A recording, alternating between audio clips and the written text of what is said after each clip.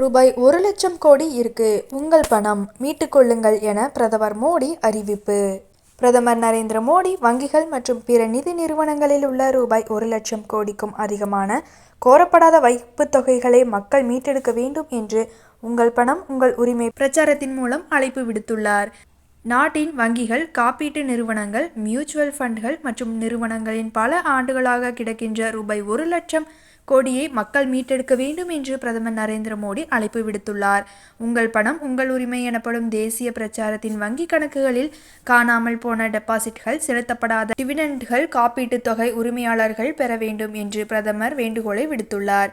வங்கிகளில் மட்டும் ஏறத்தாழ ரூபாய் 78,000 கோடி, காப்பீட்டு நிறுவனங்களில் ரூபாய் 14,000 கோடி, மியூச்சுவல் ஃபண்டுகளில் ரூபாய் 3,000 கோடி மற்றும் டிவிடெண்டுகளில் ரூபாய் 9,000 கோடி வரை யாரும் கோராத நிதி கிடக்கிறது என்று மோடி தெரிவித்தார். இவை அரசு பணமல்ல, உழைப்பாளி குடும்பங்களின் சேமிப்புகள் என்றும் அவர் வலியுறுத்தியுள்ளார். மறக்கப்பட்ட நிதிகளை எளிதாக சரிபார்க்க அரசு பல அதிகாரப்பூர்வ தளங்களை உருவாக்கியுள்ளது.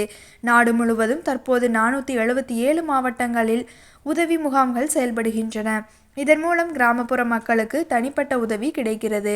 அக்டோபர் மற்றும் நவம்பர் மாதங்களில் மட்டும் 2,000 கோடி ரூபாய்க்கும் அதிகமான தொகைகள் உரிமையாளர்களிடம் திருப்பிக் கொடுக்கப்பட்டுள்ளன. இது உங்கள் பணம், அதை மீண்டும் பெற உங்களுக்கு முழு உரிமை உள்ளது என்று மோடி தெரிவித்துள்ளார்.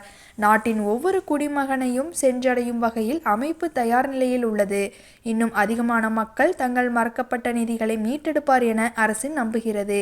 எனவே மக்கள் தங்கள் நிதிகளை மேற்கண்ட வழிமுறைகளை பின்பற்றி மீட்டெடுக்க வேண்டும் என்று கேட்டுக்கொள்ளப்படுகிறார்கள்.